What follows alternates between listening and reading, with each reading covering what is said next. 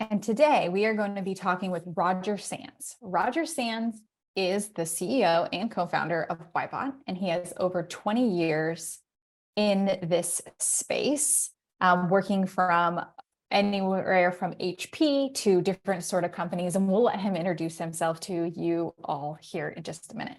We do break down what sorts of hardships have school districts felt during the pandemic and how Wyebot is helping to soothe those, and what skill sets students need to thrive in this new world of AI, Wi-Fi automation. So I hope you tune in, turn it up, and let's get ready to do this. Hi everyone, and welcome back to my channel. My name is Leena Marie Saleh, the Edtech Guru. I want to thank you so much for spending time with me on this journey, for all the support that you give me, and for following along. Don't forget to hit the thumbs up button, subscribe, and let's get ready to do this. All right. Hello, everybody, and welcome back. We are so excited to be joined by Roger Sands. He is the co-founder and CEO of Wyebot. Roger, how are you doing today? Excellent. It's great to be part of the audience, and I'm excited to talk a little bit about what's going on in the education space from a digitization point of view. Yes, I'm so excited to be able to share this. Is a little bit outside of our norms. I'm really excited to bring you on. You have a ton of experience, so we want to share a little bit about that. So Roger, rather than me spieling your whole bio to everybody, I'd love for you to be able to share a little bit about yourself and kind of how you found yourself where you are today. Yeah, thank you. I've been in the technology space for 30 years. So that's all I've done is working for high-tech companies, large Fortune 500 companies, as well as high-tech startups. I prefer the startup world. It's fast-paced, it's exciting, challenging. I was working for a wireless Wi-Fi startup company here in the Boston area, and we were acquired by HP. And HP asked me to run their worldwide Wi-Fi business. So I did that for 7 years, selling into all the different verticals, education being one of the top ones that HP focuses on. And it was during that journey where I realized that there was a major pain point in the industry. IT organizations, again, were struggling with having high performance, reliable Wi-Fi networking. And it's become critical. It's the on-ramp to the internet. It's like a utility. Everybody's dependent on it now, but they were having performance issues and challenges. And so that's when my co-founder and I realized we need to change this. We need to support our customers and build an automation platform to help them through this journey of the mobile connectivity world. I just always love hearing from people's journeys and how they've kind of made the transition and kind of stepped into the different roles and things like that. I obviously love the startup life too. I worked for several startups and then did some like organizing things with other startup companies too. So I am with you there. I really like the high paced environment. Like it's never, every single day is never the same. So I really enjoy that piece. Do you also enjoy that? Yeah, love it. I mean, every day we get up, there's new challenges. Of course, as you know, in the startup world, there's lots of challenges, but that's what makes it rewarding when you build a high powered team and they're solving those challenges, right? And what makes it exciting is that we can innovate, right? Really push the innovation because it's a smaller team. And so we drive innovation. We can support customers, right, to a very high level because we're working with them very closely every day. And so, yeah, building teams and solving those challenges, that's what gets me excited and coming into leading Wyebot. Yeah, that's amazing. So transitioning a bit from just talking about that piece, we saw obviously a big hit during the pandemic for schools, districts, communities regarding not only just like not having devices for each student, but there is also another thing that people were not talking about. And that was that the infrastructure that was in schools really couldn't support for a lot of these school districts or even just the areas that they were in going one-to-one with devices in a full school. So what are some ways that you tried to kind of help thwart that problem or a little bit about what you guys are doing with that? Yeah, thank you. And, first of all, I want to acknowledge all the teachers and IT staff out there within education, because that was a very, very challenging, and we're kind of getting through it now, but for the last 2 years. And I think, as you know, both my parents were school teachers, not during the pandemic, but in their lives. And so I have a special attachment to education and to school teachers and IT organizations supporting these environments. But it was very, very challenging. And as you mentioned, it really changed so quickly, right? One-to-one computing was happening already, but then it just accelerated, right? Most of the school districts had to move to one-to-one computing. They also needed to provide hotspots, right? Personal hotspots for students so that they can stay connected and have, remote learning. And then there was the whole video collaboration was part of it, because now you had, some students in the classrooms and some at home, and you had to have video collaboration going on. So we did see an acceleration, right? An acceleration of technology from a one-to-one computing, IT, internet services. And that's where Wyebot really was able to help out, not only during that journey, but continuously now, which is building a solution that's analyzing those complex environments in real time, right? So we analyze them using AI technology, artificial intelligence, to identify for IT organizations how to optimize those digital learning experience, right? So what is a highly manual, time-consuming task, right? You have one or two IT folks supporting, half a dozen, 10 different school districts, right? It's incredible. And it's all mobile, and some are working at home and some are working, in the classrooms. And so having a system that helps them automate and monitor and analyze those environments 24/7 and proactively identify what may cause performing issues when they come up. That's what we offer to these organizations and school districts. I think you touched on a really important thing. Me having taught in the classroom, even 4 years ago, but even at the very beginning, we had like netbooks and the iPod touches. And what started to happen was that, the internet just really didn't support. We would like go and huddle around like wherever, one of the data ports were, and like everybody be clustering around trying to get like as much as we could. And the Wi-Fi just like really wasn't so great then, obviously. But we've come like a long, long way from that. And you also mentioned something too that I think school districts and teachers and things just don't often think about. They're like, oh, it's so slow. Oh, the internet's so slow. But there's different things that we're doing, right? When you're in a classroom and you're going one-to-one and they're just working on like Google Docs or something, it's a lot less data that's being taken to do that than when you have a team and you're streaming your video and they're at home, and now you have a lot more data things happening. You also have the robotics that are coming into the school districts and 3D printers, and everything is online. Printers used to just be plugged into the wall and into the ports, and now they're all Wi-Fi. So there's all those like different pieces of that, which I think is important to take away, just to be thinking about. But more importantly, you talked about bringing AI into this space. So it's not typically something that we see, right? With connectivity and optimization. So do you want to talk a little bit about why you decided to kind of bring AI to the picture, and how that's kind of changed things, not only for yourself, but also for like school districts? Absolutely. It's an excellent question, right? So when I was going back to HP and running the Wi-Fi business at HP and supporting school districts all over the world, they would have these intermittent challenges, performance issues, right? Like you said, a teacher would say, or a student would say, the internet's slow, the Wi-Fi slow. And my support team would get a call, right? Because we obviously want to support them in those environments. And in a lot of cases, I would send somebody, an engineer on site, and they would sit there manually for hours or days solving these complex problems. And you touched on a lot of good use cases, right? We have smart boards, right? We have robotics, right? We also have, in addition to the core Wi-Fi network, you mentioned IoT, right? So we're talking door locks, security cameras. Unfortunately, security has obviously become a very important thing for school districts. Soda machines, solar panels, all these devices are coming as a connected world.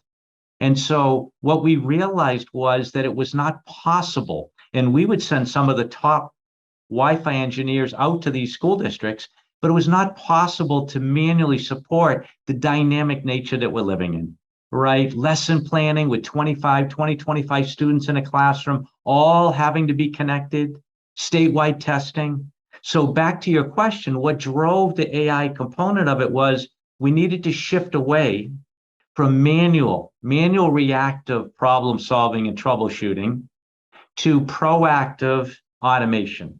And the automation that we build off of is AI. So now you have an AI system that can take away a lot of the complexities of being involved from a day-to-day effort. And we said that's the only way we can scale and support these school districts around the globe. And that's what provoked us to use AI.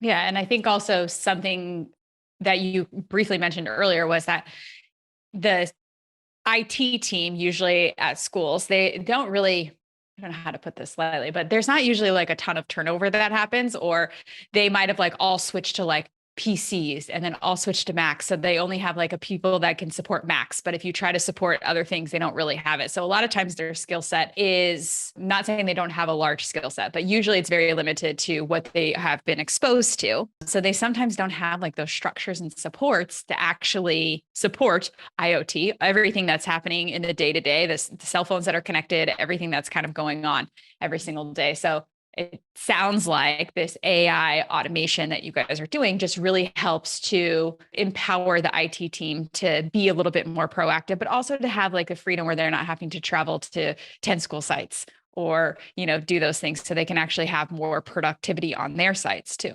Absolutely. You summarized it well. We really, really respect the IT organizations within the schools, because if you look at what they have to support, I mean, it's way beyond the Wi-Fi and the network. As you mentioned, they're supporting all the laptops, all the projectors, all the printers, right? The applications, the internet. And so it's very rare that they can be experts in all those areas, right? And in fact, we work not just in education, of course, at Wyebot, we work with a lot of verticals, but education tends to be the one that has the most on their plate from a diversity point of view, which is what you're pointing out. And so now with the AI technology, it's an excellent assistant, right? Where it's running in all the school districts, so they don't have to travel to every one on a regular basis. Single dashboard, get metrics and analytics and problem identification proactively. And not only will it do that, but it also is going to help the IT organizations become a lot more knowledgeable and experts on the Wi-Fi technologies, because we keep track of all the emerging standards, all the IoT devices, the smart boards. We use crowdsourcing, right? We're the leader in education in over 600 school districts around the country. And so when we learn from all these 600 school districts, we add new capabilities into our platform. So we're doing that all automatically with our AI technology, saving the schools from having to learn all this stuff manually on a case-by-case basis. That gets me excited, only because oftentimes in the school districts, we talk about getting data from kids and what can we learn from kids and how to audit the technology that they're using. But we never talk about the other sides of the school system. And you talk to how everyone in education, no matter where you work, has a very diverse. You have a lot on your plate. That's just really the truth. Anywhere that you work within that education direct district space. So it's nice to see that you're able to bring the data points in. I actually was just, funnily enough, was at a training the other day with one of the local school districts here. And they were talking to me about their IT team and how their IT team comes into meetings with pencils and paper. And I thought that was hilarious. And I just said, oh, so, what is it? I don't mean to say this like in a mean way, but like, what is the average age of your IT team if they're coming with paper and pencil?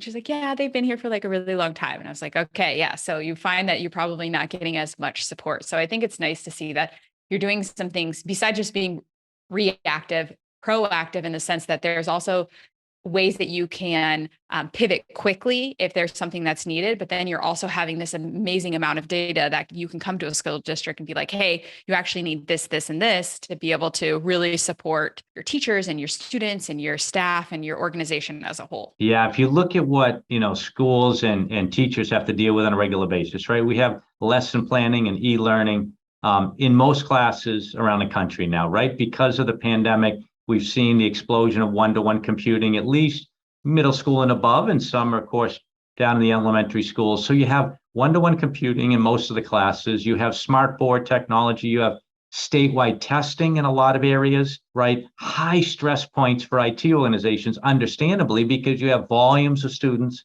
all leveraging their compute device, whether it's Chromebooks or iPads, all using Wi-Fi on a time-based schedule, right? And so you have a lot of factors that come into play to really drive digitalization into the school districts, right? And so to make that work effectively, you need a high performance Wi-Fi network 24/7. And that's where, Wyebot comes in, because you have factors that are outside of their control, including neighbors. So we work with so many school districts, and they can have the best Wi-Fi design, right?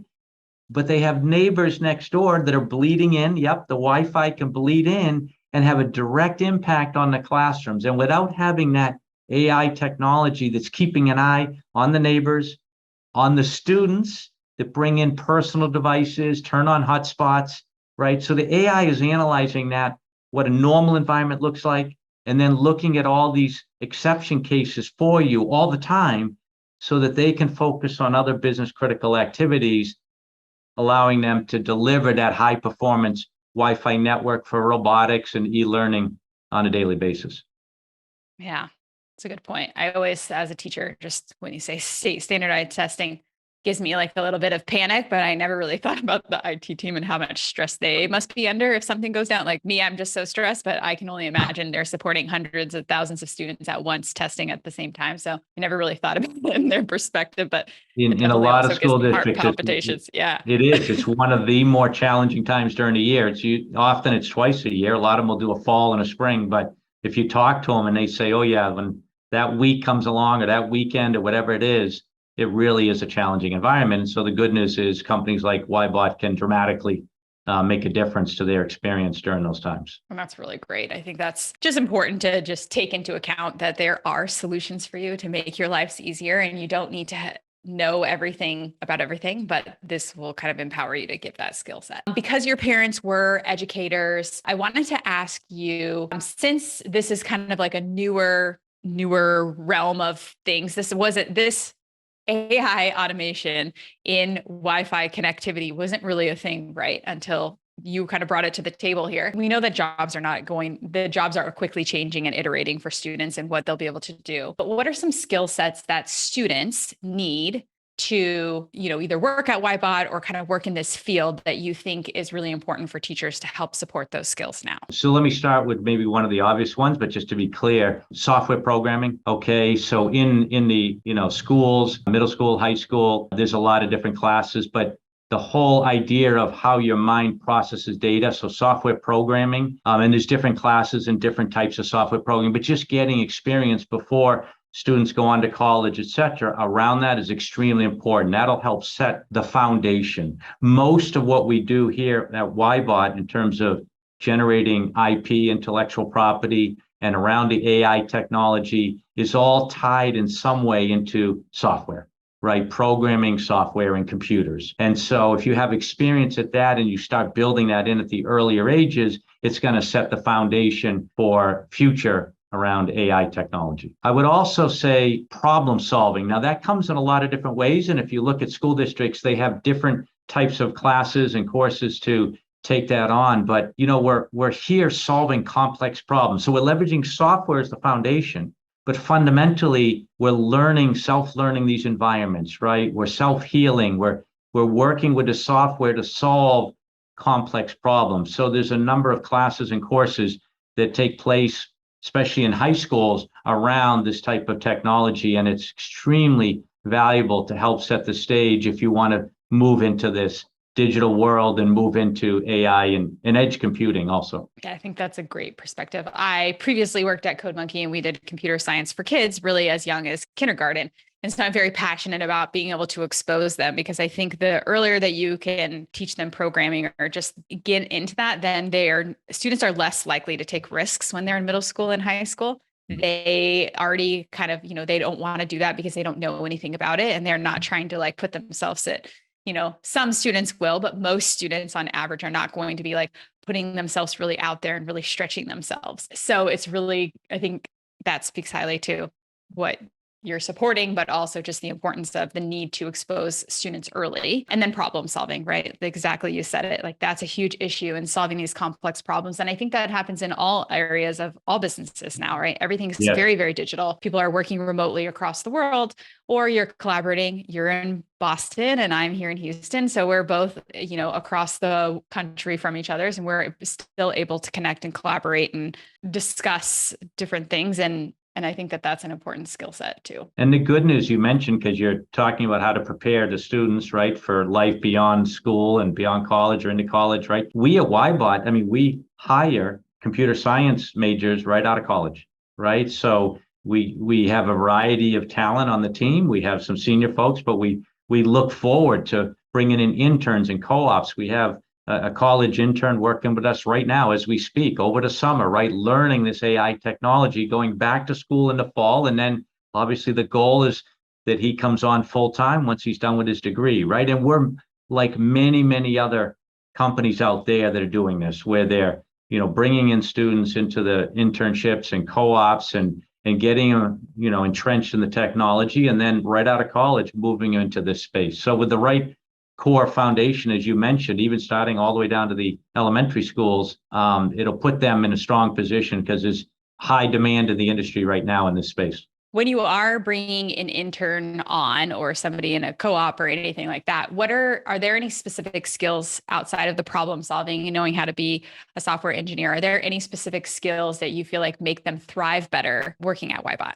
Flexibility, right? We were talking about this a little bit before we started recording the session. When you're in a smaller startup type world, I mean, we're beyond the startup phase now, but when you're in a smaller company environment, you're moving fast, you're solving a lot of challenges. And so flexibility, right? The excitement of taking on new challenges on a weekly, monthly basis. In some of the larger organizations, you tend to have projects that'll last longer timeframes, which is fine, but they could be a year, 2 years, 3 years or more. But when you're working in a Wyebot environment, we're so committed to supporting our education customers that we're moving fast. And so coming out of the school, those that have had flexibility and are open to the dynamic challenges that we work on, then they will tend to fit in, more seamless into the environment than maybe other candidates. I love that. I think that's just important for educators to hear, but also just people in general to understand the skill sets that are needed in today's environment to really thrive. Yes, you have the expertise, but sometimes the expertise can be taught, but the skills really are hard to come by that way. Yes, completely agree. This is a bit off topic-ish, but have you been seeing an influx? Obviously, IT used to be traditionally just mostly men in the space.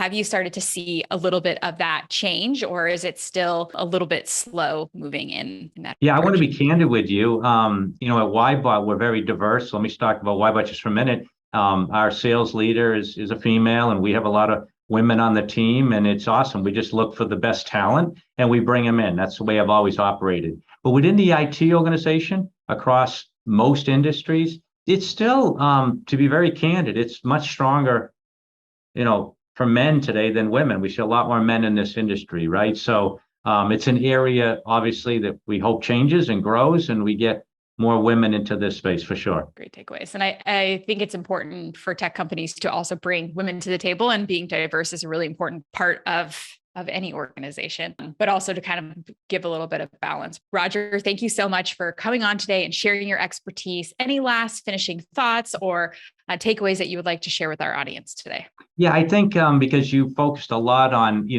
what IT organizations and school districts need to be aware of, right?